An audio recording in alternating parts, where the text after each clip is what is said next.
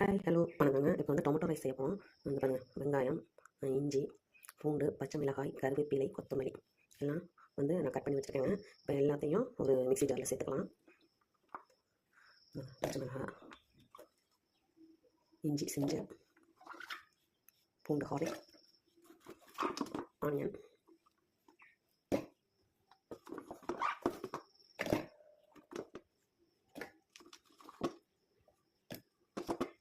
எல்லாத்தையும் ஒரு மிக்ஸி ஜாரில் சேர்த்துக்கலாங்க.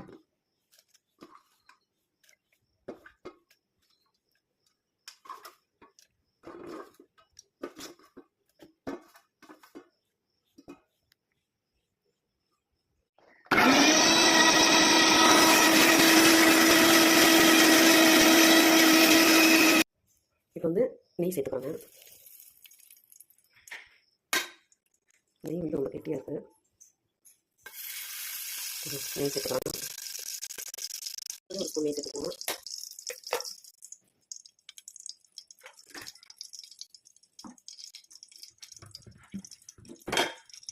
ஒரு ரீஃபண்ட் ஆயிலும் கொஞ்சம் சேர்த்துக்கலாங்க.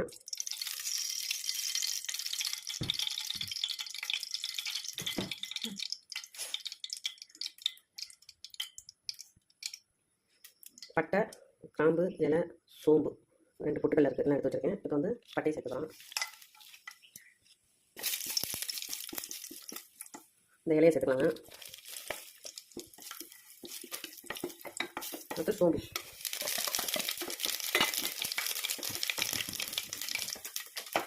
மறைச்சி வச்சுக்கோங்க பாருங்க. ஆனியனு, சில்லி, ஜிஞ்சர், ஹார்லிக்லாம் போட்டு அந்த பேஸ்ட்டை வந்து இதில் சேர்த்துக்கலாங்க.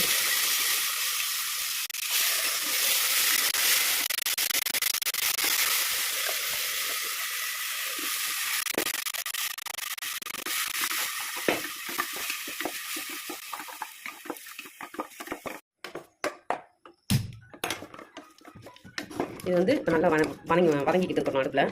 அதுங்காட்டி அடுத்த சிம்மில் வச்சுட்டு இது வந்து ஒரு 7 தக்காளி கட் பண்ணி வச்சுருக்கேன். அதை மிக்ஸி ஜாரில் சேர்த்துக்கலாம்.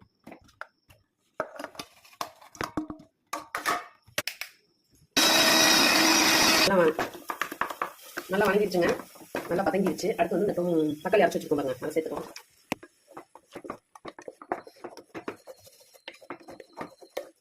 இதுவும் நல்லா வதங்கணும்.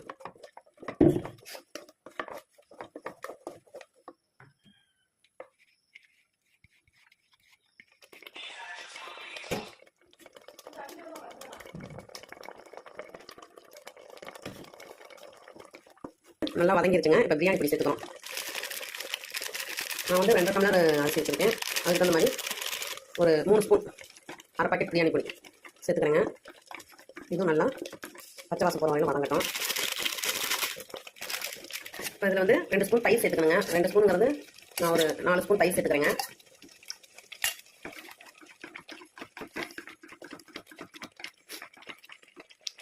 நல்லா வதங்கிடுச்சு. இப்போ 2 டம்ளர் வந்து அரிசி வச்சுருக்கேன். அதுக்கு வந்து 4 டம்ளர் தண்ணி சேர்த்துக்கிறேங்க.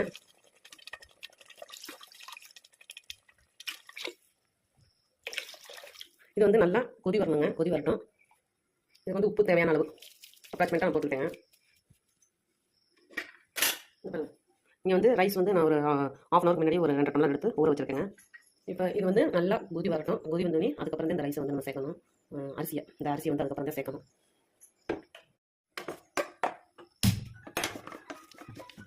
இது வந்து இப்போ நல்லா வதங்கிக்கிட்டு இருக்கணும் அடுப்பில். அதுங்காட்டி அடுத்த சிம்மில் வச்சுட்டு இது வந்து ஒரு 7 தக்காளி கட் பண்ணி வச்சுருக்கேன். அதை மிக்ஸி ஜாரில் சேர்த்துக்கலாம்.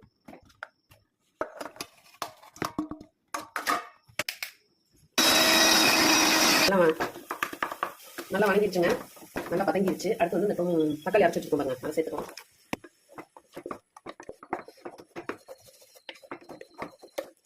இதுவும் நல்லா வதங்கணும்.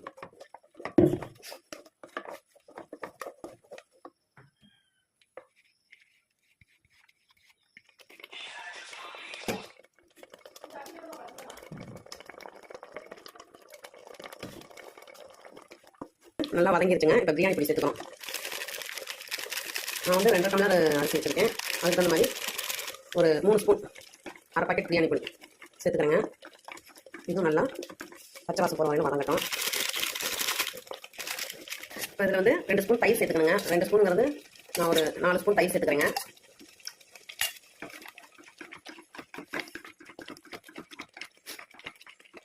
வச்சுருக்கேன். நல்லா வதங்கிடுச்சு. இப்போ நான் 2 டம்ளர் வந்து அரிசி வச்சுருக்கேன். அதுக்கு வந்து 4 டம்ளர் தண்ணி சேர்த்துக்கிறேங்க.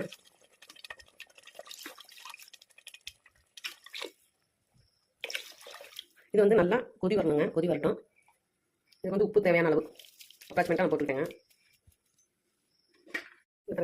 வந்து கொதி வரட்டும்னு சொன்னால் நல்லா கொதிக்குதுங்க. இப்போ வந்து நான் வந்து அரிசி வந்து ஒரு 1/2 மணி நேரத்துக்கு முன்னாடி ஒரு 2 டம்ளர் எடுத்து நல்லா 3 ட்ரிப்பு வாஷ் பண்ணிவிட்டு ஊற வச்சுருக்கேங்க. இப்போ வந்து அந்த அரிசி வந்து இப்போ சேர்த்துக்கலாங்க இதோட.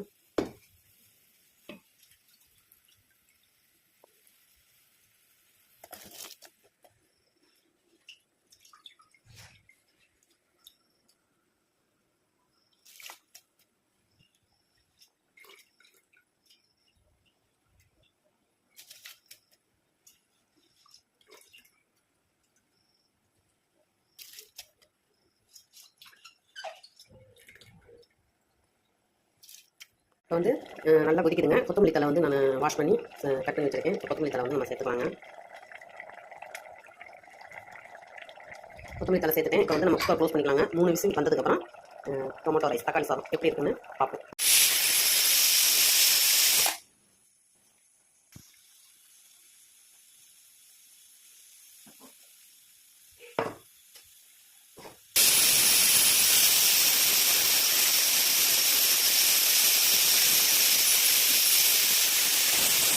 தக்காளி சாதத்துக்கு வந்து நம்ம தயிர் பச்சடி ரெடி பண்ணிட்டு இருக்கோம்.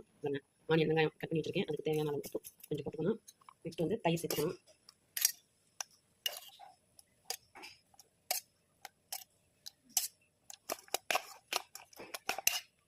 ஹலோ, இந்த பாருங்க. இப்போ 3 விசில் வந்ததுக்கப்புறம் குக்கர் வந்து தம்மில் இருந்து எடுத்தா சாவி இறங்கினோடனே டொமேட்டோ ரைஸ் தக்காளி சாதம் ஆனியன் ரெடி ஆயிடுச்சு.